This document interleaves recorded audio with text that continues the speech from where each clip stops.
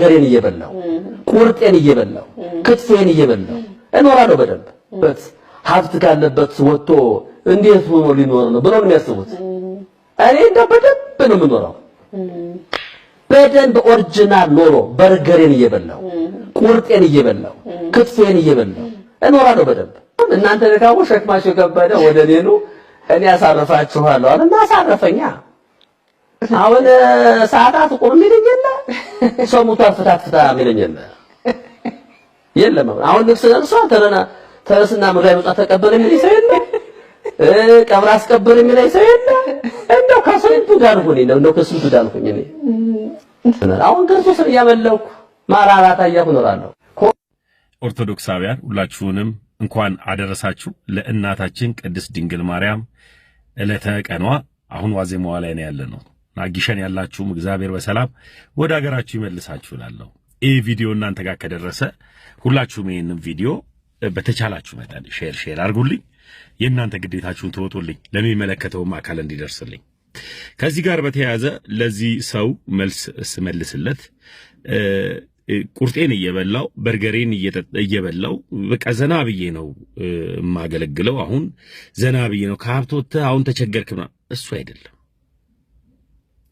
መጽሐፍ ቅዱስ ሲናገር ሆዳቸው አምላካቸው ይላል ሆዳቸውን እንደ አምላካቸው አድርገው የሚቆጥሩ ሰዎች ከእግዚአብሔር ጋር ህብረት ሊያደርጉ አይችሉም እግዚአብሔር የሥርዓት አምላክ ስለሆነ ካባ ለብሰው ቆቡን አድርገው መስቀሉን ይዘው የቤተ ክርስቲያን ሥርዓት የሚመስል ነገርን አድርገው ግን ቤተ ክርስቲያንን የማይመጥኑ ከቤተ ክርስቲያን የወጡ ተኩላዎች በነገራችን ላይ ኢየሱስ ክርስቶስ በሥርዓት ከነጣቂ ተኩላ ተጠበቁ የሚለው ከእንደነዚህ አይነት ሰዎች ነው አለባበሳቸው ክርስቲያን የሚመስል ንግግራቸው ክርስቲያን የሚመስል ነገር ግን ተግባራቸው ክርስቲያናዊ ስነ ምግባር የሌላቸው ሰዎችን እንደነዚህ አይነቱን ነው ተኩላ ብሎ መጽሐፍ ቅዱስ የተናገረው እዚህ ልብሱ አዎ የቤተ ክርስቲያን ነው ቆቡ አዎ የቤተ ክርስቲያን ነው መስቀሉ አዎ የቤተ ክርስቲያን ነው ሰውየውስ የመናፍቅ ነው ልብሱ ሳይሆን ለባሹ መናፍቅ ነው ከዚህ ጋር በተያያዘ ቤተ ክርስቲያን ድህነትን አትሰብክም ድህነትን የማትሰብክበት ትልቁ ምክንያት ለምንድነው ከተባለ ስለኛ ህመም የታመመ ስለኛ ድህነት ደግሞ የተራቆተ ድንቅ አምላክን ነው የምታመልከው የምታስመልከው የምታስተምረው ትውልዱም ደግሞ እንዲከተለው የምታደርግ ትውልዱም ደግሞ እንዲቀበለው የምታደርግ በዚህ መስቀል ላይ የተሰቀለውን ኢየሱስ ክርስቶስ ነው ይህ ደግሞ ስለኛ ህማም ሆኖ የሞተልን ክርስቶስ ኢየሱስ እሱን ነው የምታስተምረው በርገር በልተን ቁርጤን በልቼ የማይባልበት ትልቁ ምክንያት ምንድነው እግዚአብሔር አምላክ የሥርዓት አምላክ ሆኖ ሳለ እግዚአብሔርን ግን ትውልዱ ወይም ደግሞ ተከታዩ ደቀ መዛሙርቶቹ በምን ሊከተሉት ይገባል ወይም ህዝበ ክርስቲያኑ ክርስቶስ ኢየሱስን እንዴት ሊከተለው ይገባል በመፍራትና በመንቀጥቀጥ እንዴት ነውስ በመፍራትና በመንቀጥቀጥ እግዚአብሔር ኃያል ነው ድንቅ ነው ትውልዱም ደግሞ እንዲገዛለት የሚፈልገው ደግሞ ራሱን በማስገዛት ነው ሰውነታችንን ያውና ቅዱስ መስዋዕት አድርገን እናቀርብለታለን ይህ ሰውነት ያውና ቅዱስ መስዋዕት አድርገን እናቀርብለት ራስን በመግዛት በመጾም ነው በመጸለይ ነው ሆዳችንን እንደ አምላካችን አድርገን ሳይሆን ሆዳችንን ለአምላካችን አስገዝተን መብላት የሌለብንን እየከለከልነው ስጋችንን እየጎሸምነው ለእግዚአብሔር እንገዛለታለን ይህ ማለት እግዚአብሔር አምላክ የእራብ አድማስ አምጪ አይደለም ግን እግዚአብሔርን ለማየት ምን ያስፈልጋል ካልከኝ መጸለይ መጾም እግዚአብሔርን በይሃው ንጹህ ልብ መገዛት ራስን ደግሞ ለይሃው ድንቅ ለሆነው መንፈስ ቅዱስ ማስገዛት ነው ስለዚህ ሆዳቸው አምላካቸው የሆኑ ሰዎች ማንን ይሰብካሉ ሲባሉ ኢየሱስን አያውቁትም ምግባቸውን ይሰብካሉ ተኩላዎች ማንን ይሰብካሉ ልብስ ለብሰው ከተባለ ኢየሱስን አያውቁትም ሆዳቸውን ይሰብካሉ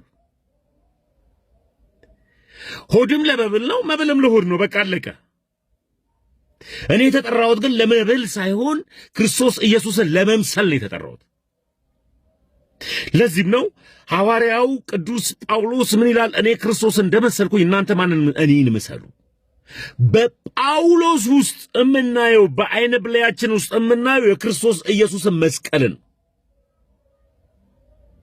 ስለዚህ መስቀሉን ካየነው መገዛት ጉልበታችን ለሆድ ሳይሆን ለሰማይ ለምድሩ አምላክ ለሱ መገዛት ያሳየናል። ስለዚህ ተኩላዊ ተጠበቁ።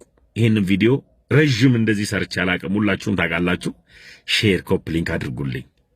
በተቻላችሁ መጠን ለእንደነዚህ አይነት ተኩላዎችም አድርሱልኝ። አመሰግናለሁ። ከአናቴ ላይ ውረዱ ጴንጤዎች። እኔ ላይ ለምንድን ነው የምታብዱት? ምን ሆናችሁ ነው? መጀመሪያ ራሳችሁን ፈትሹ እንጂ። እኔ ያያ ዘልድታ እዚህ ቲክታክ ፕላትፎርም ላይ ያለምንም የቪዲዮ ማስረጃ የሰራሁትንም ነገር የለም። ስለዚህ መጀመሪያ ቤታችሁን አርሙ። እምቢ ካላችሁ ደግሞ በአፍንጫችሁ ተተከሉ። እኔ አይመለከተኝ።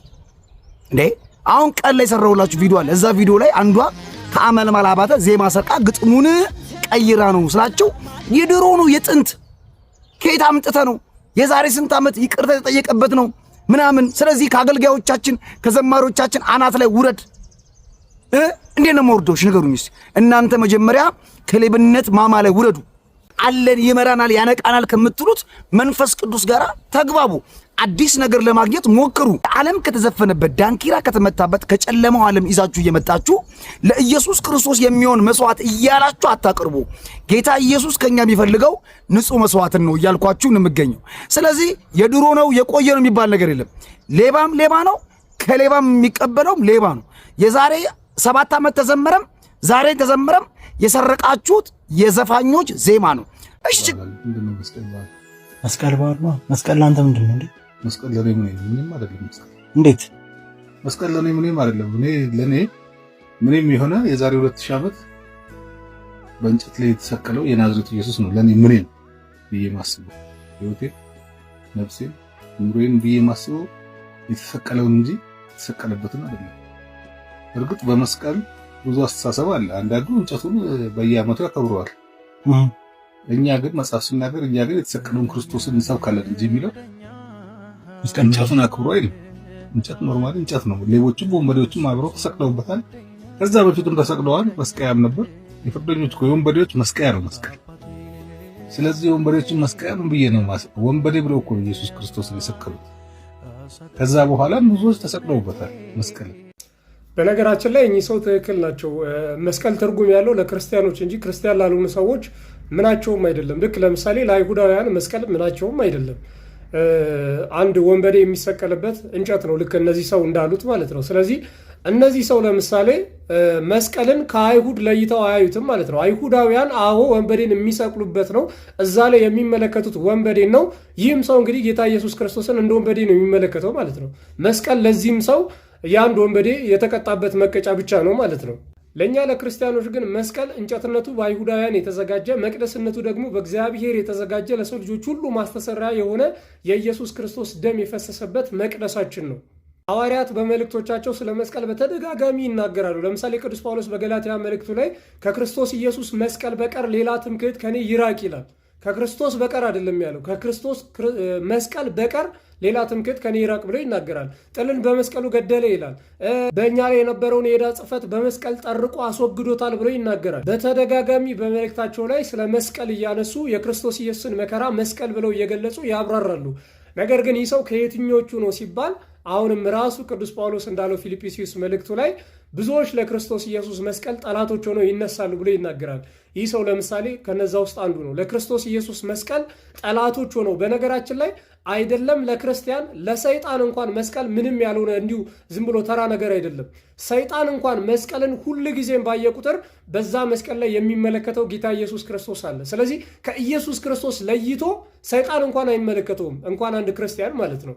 ይህ ሰው ግን ከአይሁዳውያን ልክ እንደ አንዱ ስለሆነ መስቀል ለእሱ ምንም አይደለም፣ በቃ አንድ እንጨት ነው። ይሄ በጣም የሚያሳዝን ነገር ነው። በነገራችን ላይ ከሐዋርያት በኋላ የተነሱ ሐዋርያን አበው እጅግ በጣም በሰፊው ስለ መስቀል በጣም በሚያስደንቅ ሁኔታ ብዙ ነገር ጽፏል። መስቀል ለክርስቲያኖች ምልክታቸው እንደሆነ፣ መስቀል ለሰይጣን አሸባሪው እንደሆነ በጣም በተደጋጋሚ ጽፈዋል። ይህንን ነገር እኛ ክርስቲያኖች ብቻ ሳንሆን ሉተራንም በደንብ ታውቁታላችሁ። ለምንድን ነው ይህንን ነገር ይህን ሰው የማታስተምሩት? ለምንድን ነው ሉተራን ፕሮቴስታንቶች ይህንን ሰው ስለ መስቀል ዝም ያላችሁት? እንዲህ ሲናገር እንዲህ በጌታ በኢየሱስ ክርስቶስ መስቀል ላይ ንቀትን ሲናገር ለምንድን ነው ዝም ያላችሁት? ለማንኛውም ሰላም ክርስቶስ ይብዛላችሁ።